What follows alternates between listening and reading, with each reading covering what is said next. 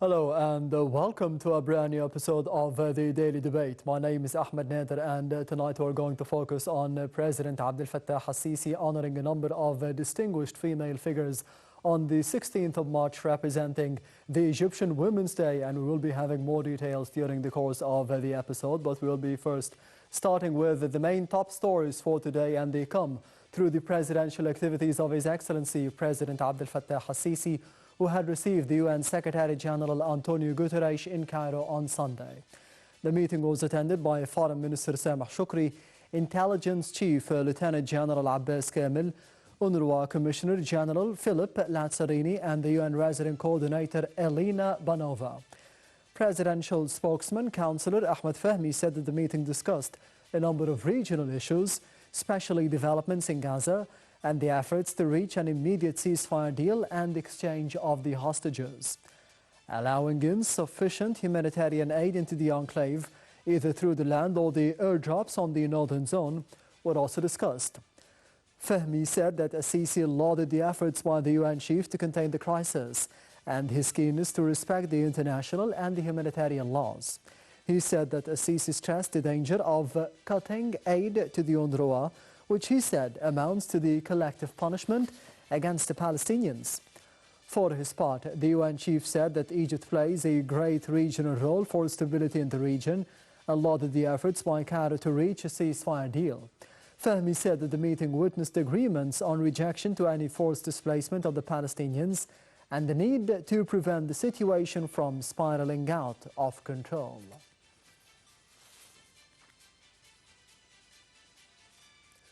Meanwhile, Foreign Minister Sameh Shoukry said that the UN organizations undertake primary roles in alleviating the suffering of the Palestinian people, adding that the UNRWA and the World Food Programme in particular are key players in this respect.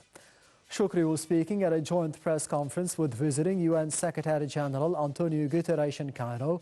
He said that Guterres' stances in facing the unprecedented catastrophic situation in Gaza are highly appreciated. The top diplomat hailed the cooperation with the UN, adding that the UN chief's speech in front of the Rafah border crossing with Gaza yesterday expressed the heart and soul of the principles and the values of the UN Charter. Shoukry appealed for a ceasefire and reiterated that the solution to the crisis is the establishment of a sovereign Palestinian state. For his part, Guterres said that the only effective and efficient way to deliver the heavy goods to meet Gaza's humanitarian needs is by road and includes exponential increase in the commercial deliveries. The UN chief said that there is no justification for the ongoing collective punishment against the Palestinians, warning of the impact the war in Gaza was having around the globe.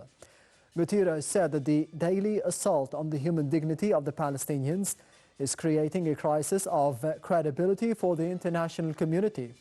He also described Egypt as one of the main pillars of peace in the world, adding that the work of the UNRWA must be backed to be able to serve the Palestinians in Gaza.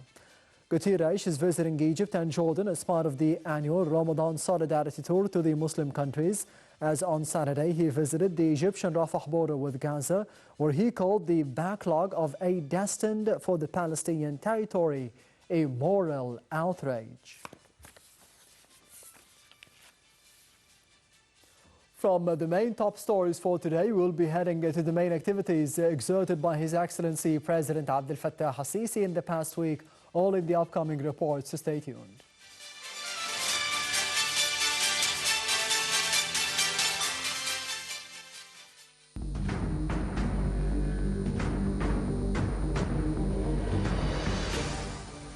Cairo hosted an Egyptian-European summit which witnessed elevating relations between Egypt and the European Union to the level of comprehensive and strategic partnership.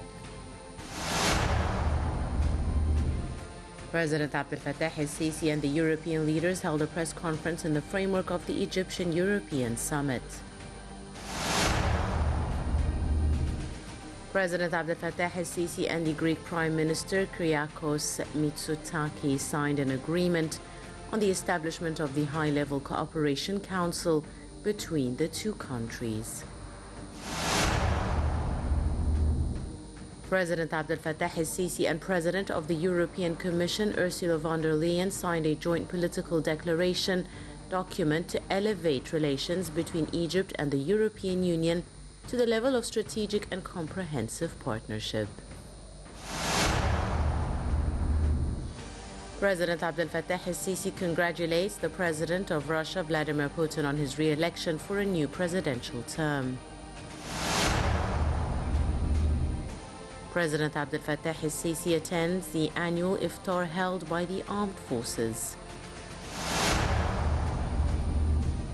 President Abdel Fattah el-Sisi meets the U.S. Secretary of State Antony Blinken and his accompanying delegation. President Abdel Fattah el-Sisi and the First Lady attend the Egyptian Women's Day celebration. President Abdel Fattah el-Sisi performed Friday prayers at El Mushir Tantawi Mosque on the anniversary of the 10th of Ramadan victory. President Abdel Fattah el-Sisi received at Cairo International Airport Sheikh Mohammed bin Zayed Al Nahyan, President of the United Arab Emirates. The two leaders held a discussion session that dealt with ways to enhance the paths of distinguished bilateral cooperation between the two countries.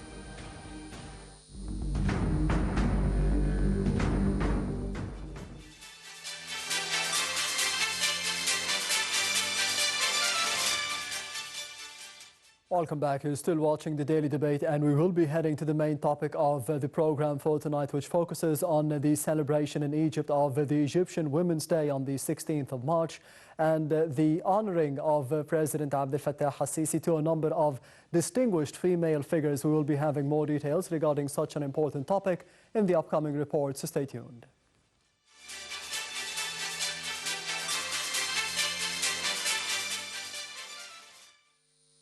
President Fattah el-Sisi has stressed the importance of continuing to promote women's rights as being the right path towards establishing a healthy and balanced society based on justice and fairness.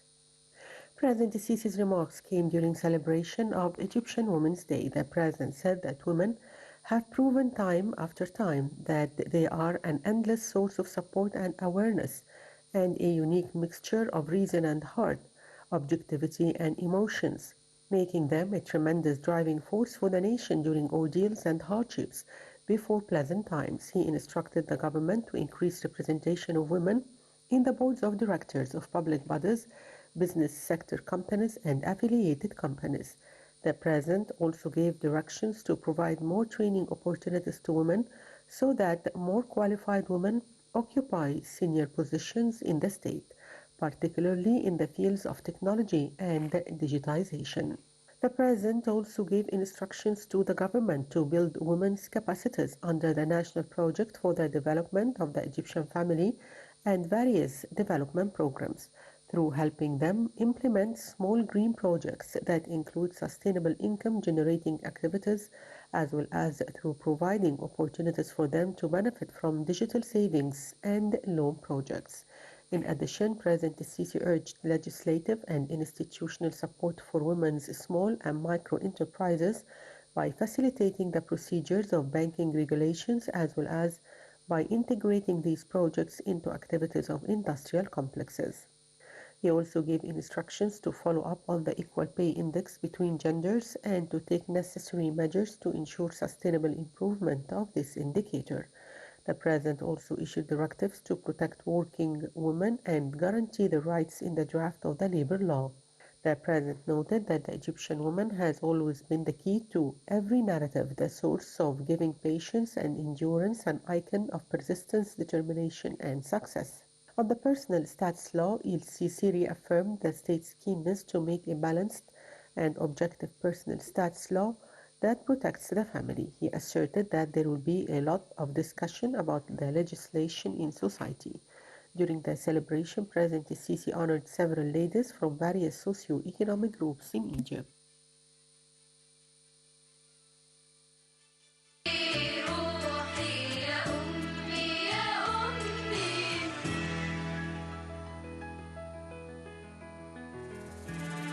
ضميني دوبيني غرقيني في الحنان خدي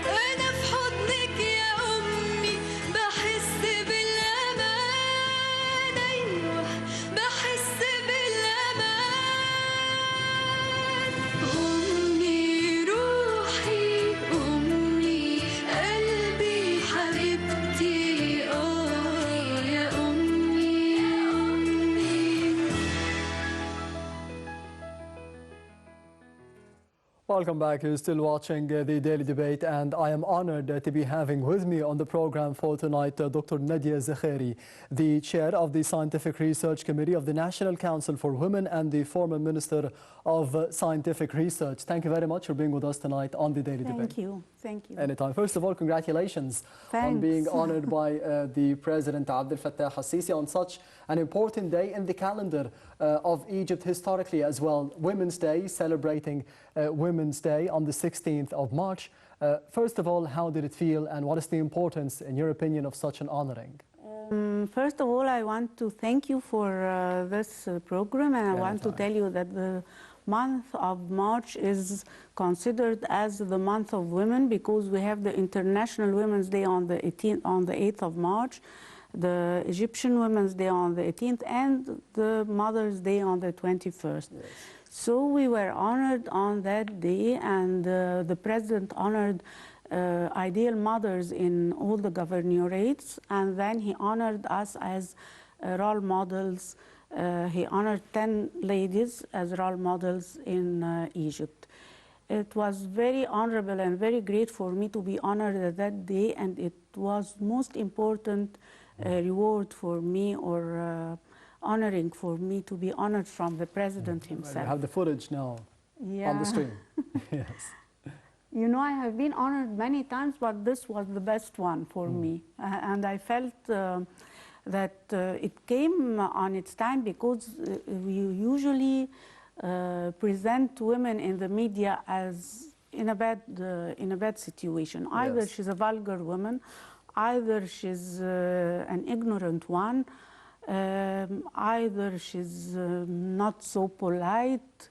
And when we talk about women in scientific research, we see a lady with green faces, with thick eyeglasses and so on, which is not the condition. So we were waiting to see the role models in Egypt as women. So this was very nice of him to award the role models in Egypt and those who were making something good for Egypt. In your opinion, you've mentioned that we have the month of women here in Egypt, or globally as well, and locally on the 16th, on the 18th and the 21st. What is the significance of having a day for the women of Egypt, as we have a day for the youth, as we have a day for other significant parts of the society as well? Of course, it is great to have a day for women in Egypt, and I want to tell you that this day, I think it started long ago, and the occasion was on 1919 when Hoda Sha'arawi and her friends went out and they asked for their celebration. They were against the English occupation, yes. And some of them died in that day, and this was considered as the Egyptian Women's Day. In the States, it was the 8th, and at that time, the women made a sort of revolution against working so much and not taking their salaries like men and so on, and this was the American Day, and after that it was the International Day. And of course on the 21st all of us know that it is the Mother's Day. So this gives us a sort of power as women, a sort of confidence in ourselves. This is the importance of these days. Yes. In your opinion, the honoring from His Excellency President Abdel Fattah al-Sisi to yourself, what does this say about the encouragement of science and scientific research, especially women and the females in this field? You know, it's not only myself that who worked in the scientific research and I was rewarded. I think about 4 or 5 of the ladies rewarded were from the field of scientific research. Yes. And this shows how important the scientific research is, how it is considered from the president and from the society as something which is important for the society, and we cannot upgrade ourselves without scientific research. It's not only the matter of writing papers and theses like masters and PhD and so on. the importance of scientific research is to upgrade our industry, is to make something which we can feel it, we can make a sort of economy based on the scientific research. We can make industries instead of importing everything from outside. President Abdel Fattah al-Sisi, during the celebration, he mentioned that we need to be promoting women's rights in Egypt in the future. How can this, in your opinion, be achieved? Many laws have been achieved nowadays concerning women, whether in the field of her health, whether in the field of the family itself. How can we upgrade the family? What is the importance of these laws in divorcing, in other things that the family is subjected to.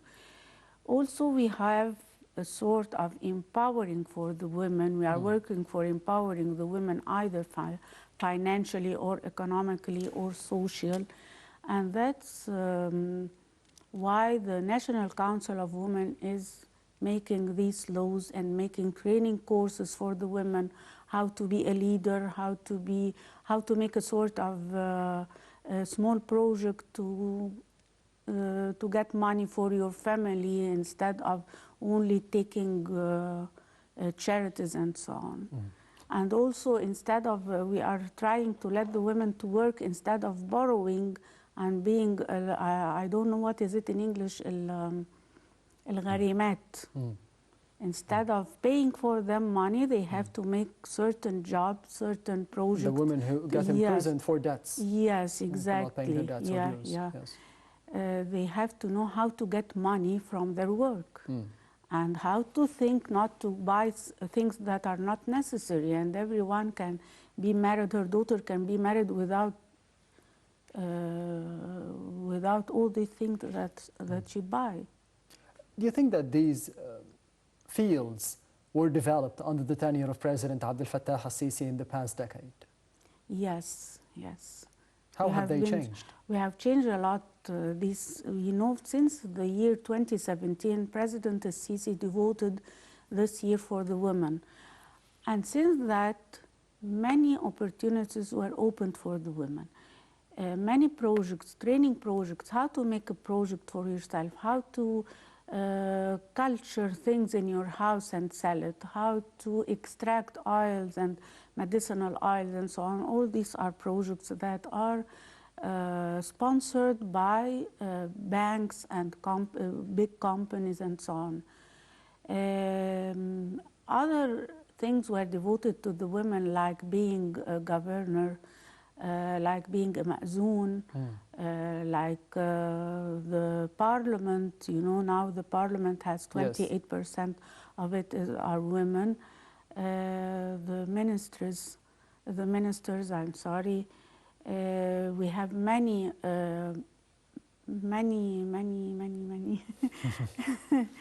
We have many things which are devoted for the women, like the presence for women in scientific research, like Amira Fatima. It is devoted only for women, and it is given by Cairo University, like other presents given by the Academy of Scientific Research and Technology, and also by L'Oreal, UNESCO. So there are many rights that have been given to the women, beside the laws that are devoted to the right of the women. Yes, Dr. Nadia, you've mentioned that a lot of things have changed under the tenure of President al-Sisi in the past decade, but we need to be changing the mentality as well, the mindset of the women here living in the country. As you mentioned, that a lot of women go to prison because they afford things that they can't pay in the future, especially when their daughters are getting married, for example. Do you think that this mentality will be changing over time, over the upcoming 10 to 20 years? I think it's our role to change it. And as you said, we have to change the mindset, because we have two levels in Egypt. Some of them believe that the woman must have her right, and others don't believe that. And some of them believe that, okay, take your right, but you don't have the right to be a president of a certain place. a president of a university, a dean of the university. Yes. By time, this idea has been changed. So we have now many deans, many vice deans, but we still don't have presidents for the universities except one or two. The women who are borrowing and prison, they have to change their mind and to know that all of us didn't enter in a house which is completely furnished 100%. Yes. They can furnish it step by step. So this is our duty to change their mind, really. On the other hand, one of the statements made by President Abdel Fattah al-Sisi during the celebration and the Women's Day on March the 16th, he said that we need to be having more representation, bigger representation of the women and the females in the board of directors, for the affiliated companies, for the companies in general, for the banks, for the board of directors of any public institution as well. Do you think that this would be translated as soon as possible in real time? It has been translated, but we need more. And to translate it, we have to train women how to be a leader, how to take a decision. It's not the matter only of empowering her to be a leader, but it is the matter of how to be a leader, how to work on yourself. How to be a leader, this needs training, and they need opportunities. What can we be doing? What can we be giving to the women, to the upcoming females that they need to be having in order to be getting senior positions according to the directives of the political leadership as well? There are many programs and training courses for the women how to be a leader, like Al-Mar'a Taqood, which is given by the National Council of Women. It's not only the National Council of Women, but there are many places and universities who are working on women and training her how to be a leader, and not only working on women, they are working on youth as well, working on those who want to be leaders. So there are many training courses given nowadays by the country. In terms of the economy and having your own business, to be specific, for the women, do you think that the government, that the political leadership is doing enough to be having more women or female breadwinners, to be having more small and medium enterprises that could be having more money in the future and so on? Yes, there is, either by banks, either by ministries, either by the National Council of Women. There are many training courses as well, as I said, for the leadership. There are many for the entrepreneurship. Yes. How to make your own project, and not only for the big, for the ministries and the National Council of Women and so on, but also the universities now, every faculty has a course which is known as how to make your project, the entrepreneurship. There are many science parks in many universities now. This science park converts the scientific research into a project, into a prototype, and this prototype can be manufactured in industries. Yes, Dr. Nadia, allow me to be going to the other report of the daily debate for tonight, which focuses on the Minister of Planning, Dr. Hala Said, saying that Egypt is exerting the utmost efforts to be having women or economic empowerment for the women in the near future. We will be having more details in the upcoming reports. Stay tuned.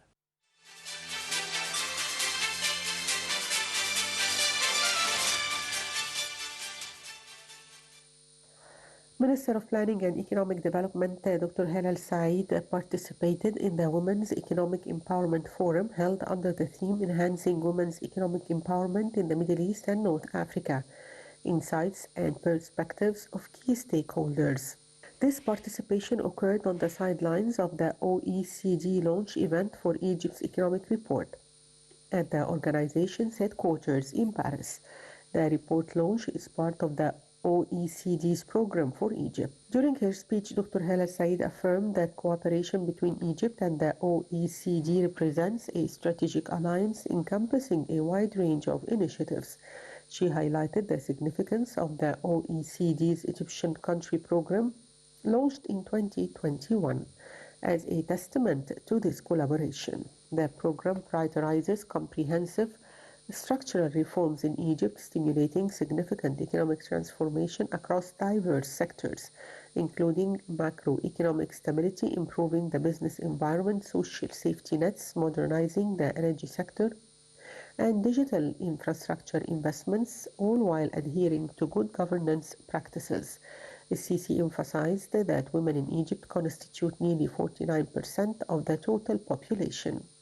She underscored the continuous commitment and efforts of the Egyptian government towards gender equality and women's empowerment.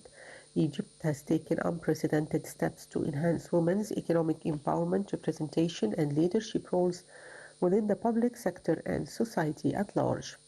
The National Strategy for Women's Empowerment, launched in 2017, aligns with Egypt's Vision 2030 through a robust action plan that promotes gender equality and women's economic empowerment.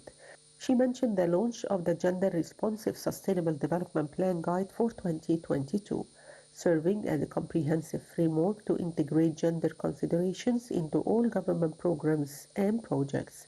Achieving women's economic empowerment necessitates a comprehensive and multifaceted approach.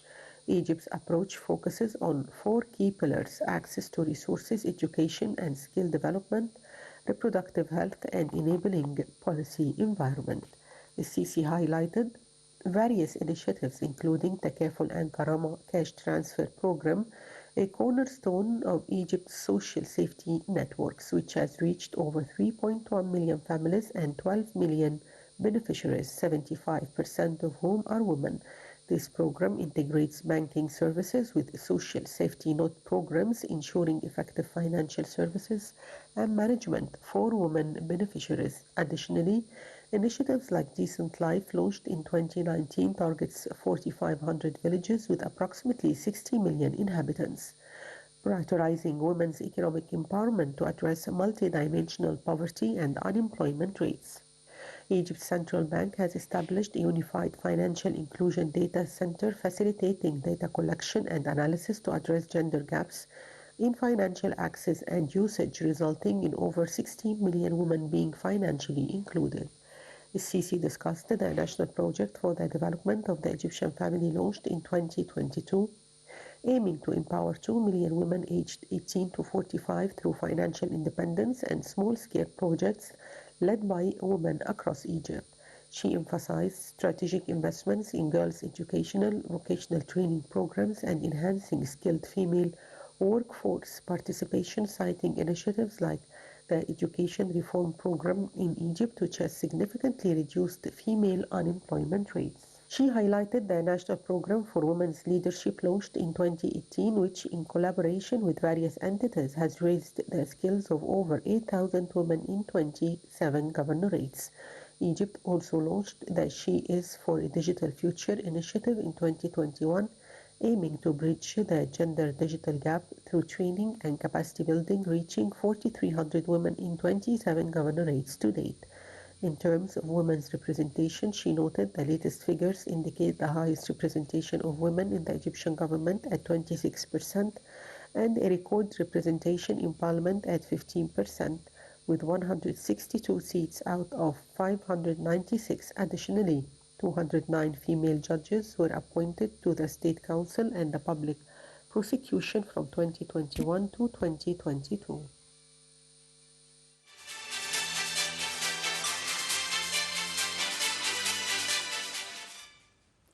Welcome back. You're still watching the Daily Debate, and I am honored to be having with me in the program for tonight Dr. Nadia Zakhary, the chair of the Scientific Research Committee of the National Council for Women and the former Minister of Scientific Research. Thank you very much once again for being with us tonight. As we have seen and we have heard over the past report, one of the main statements made by the Minister of Planning, Dr. Hala Said, and the political leadership represented by His Excellency President Abdel Fattah al-Sisi is that we need gender equality. How do you think a lot of things have been achieved over the past 10 years under the tenure of President al-Sisi in this important topic for both genders? Okay, but before I want to interpret on this report about something. Yes.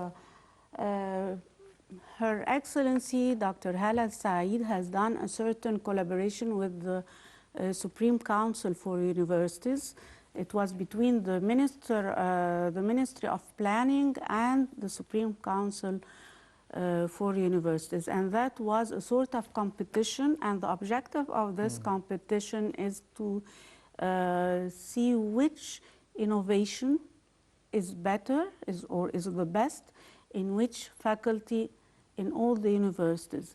And as a must, there must be a girl or a woman in this field, in this project. Yes.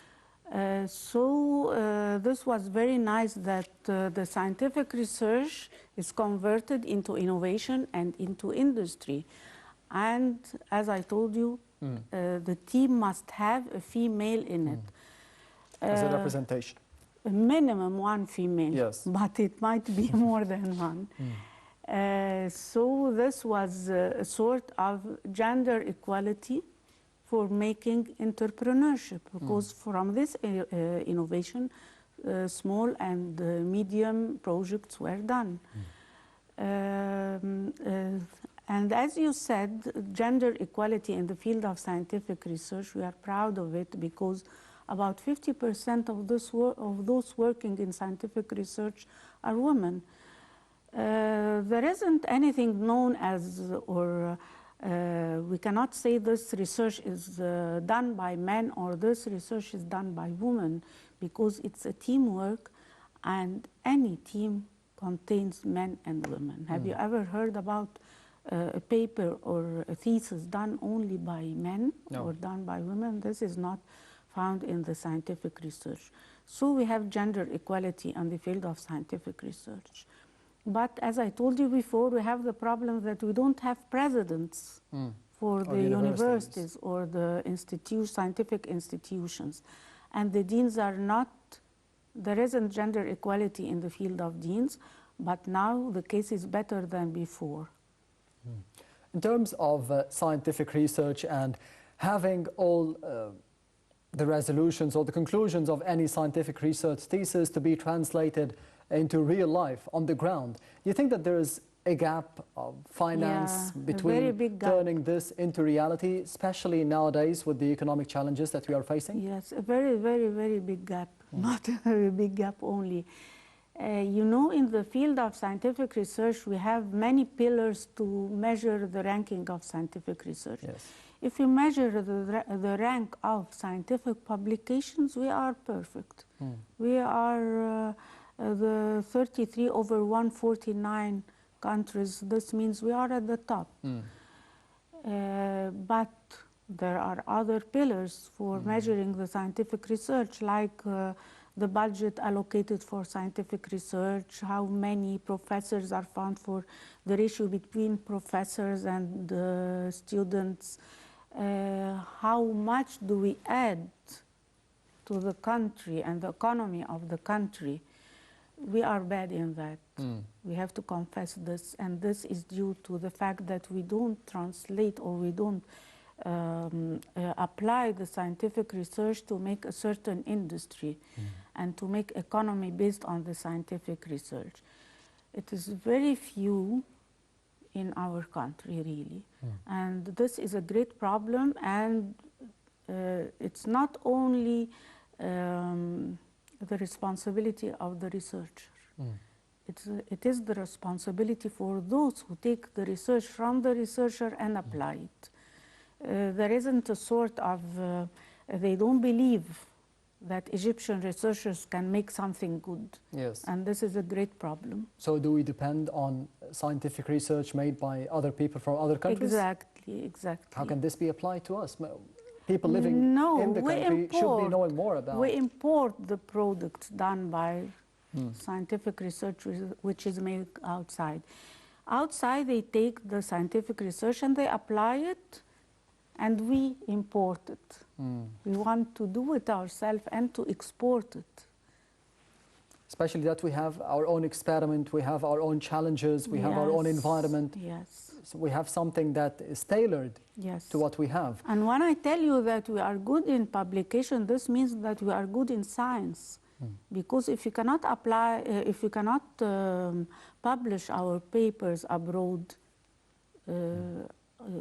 this means that we are not good scientifically, but we publish it abroad, and abroad they take our results and they confess that it is good results, and they read it and they apply there and they work on it.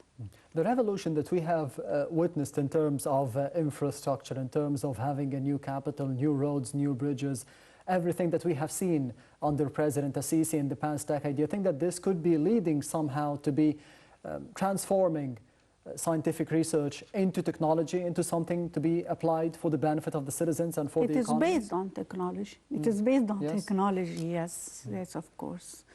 And of course, this will lead us to have better, what I want to say, the better economy here. And people would like to come and make projects here in Egypt. Because if we don't have this infrastructure, nobody will come to Egypt and do projects. In terms of potential investors, someone who could be looking into having more projects, and pumping more investments, pumping more money into the Egyptian economy, has anyone come to the Scientific Research Ministry and said that we need information to be knowing what is best to be investing in? What are the challenges that could be facing us in the future? It's not from abroad, but here we have some offices in some universities and scientific institutes which are known as TAICO, and TAICO means Technology Transforming Offices, which transfer this scientific research into manufacturers. So some businessmen come to these TAICO offices and they take these scientific researches and innovation and apply it. But as I told you, very little. We need more and more and more. Yes, we need more money into scientific research. What we have seen during the celebration of the Women's Day and the Mother's Day as well, some statements made by President Abdel Fattah al-Sisi that we need to be earmarking at least £10 billion to be supporting the families, to be supporting the women. Do you think this is the main problem, this is the main issue that we are focusing nowadays? And if we have smart solutions, quick solutions for them, those amounts of money, those sums of money could be pumped into scientific research afterwards? It's not only the matter of money. It's how to manage this money. It's more about the decision itself. Yes, the decision how to make a good scientific research that can be applied. How can a researcher have the good ideas that can be applied, and how can he go to the field and know what does the field needs to be improved by scientific research. And it's the matter that businessmen and industries have faith in the Egyptian scientific research. It's not only money. Money, of course, is very important, yes, but it's not everything. In the past 5 years, to be specific, we've had the COVID-19 pandemic, we've had the Russia-Ukraine conflict, and then the Palestinian-Israeli war, or the aggression by Israel against Gaza and the Palestinians in general.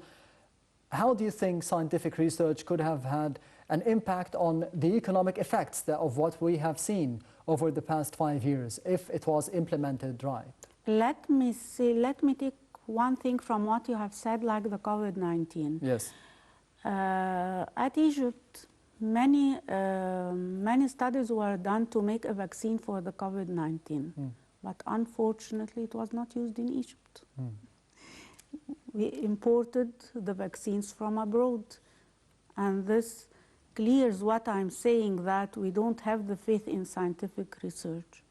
Although it went through all the scientific processes and the clinical trials and so on, but it was not used as a vaccine in Egypt. So we are doing many researches and paying many money, but we don't earn of it. As the chair of the Scientific Research Committee at the National Council for Women, what is the importance of such an institution for women in general and for scientific researchers and female scientific researchers in specific? Okay, let me say that I am the chair of the Scientific Research Committee and the Intellectual Property Committee as well. Yes. So they are related to each other, and I have to take the intellectual property if I have a certain idea based on the scientific research, and then I can manufacture this idea.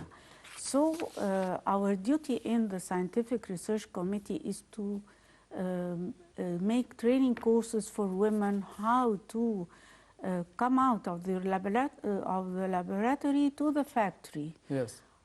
How to jump this gap and manufacture or make a certain industry from your research. We didn't make it for women only because we believe that scientific research is for men and women. Yes. They are a team. So these training courses were done for men and women. Another objective of the committee is to take some of the scientific research, the innovations, I mean, not the scientific research itself, and the prototype, and women can benefit from it by making small entrepreneurs. They can make, for example, extracting the oils from medicinal plants. They can make a sort of elevating fish and plants in their homes and sell it. We are making a sort of, I'm a professor in the National Cancer Institute, and we have a department for protection and early detection of cancer. So we are making a sort of disseminating the knowledge, how can you protect yourself. Of course, we cannot protect ourselves completely, yes, but to a certain extent we can protect ourselves, and we can early detect the cancer, especially the breast cancer and the liver cancer and so on. And you know, we are working through the 100 million Saha, or the 100 million yes, health initiative that the president have done. This is our main objectives. And regarding the intellectual property, our main objective is disseminating the knowledge of intellectual property and what is its importance, because it is nobody knows what is the importance of intellectual property. In terms of political representation, we have for the first time in the history of Egypt 8 different women ministers and about 80 representatives, female representatives in the parliament. What does this say about the political leadership and the future of the country? Do you think that this would be opening the gate for more representation for women in the future? I think this will open more, and we need more, of course. But it has never been this great percentage before, really. Yes, Dr. Nadia Zakhary, the chair of the Scientific Research Committee of the National Council for Women and the former Minister of Scientific Research. Thank you very much for being with us tonight on the Daily Debate. Thank you. And this brings us to the end of the Daily Debate for tonight. Thank you for watching, and goodbye.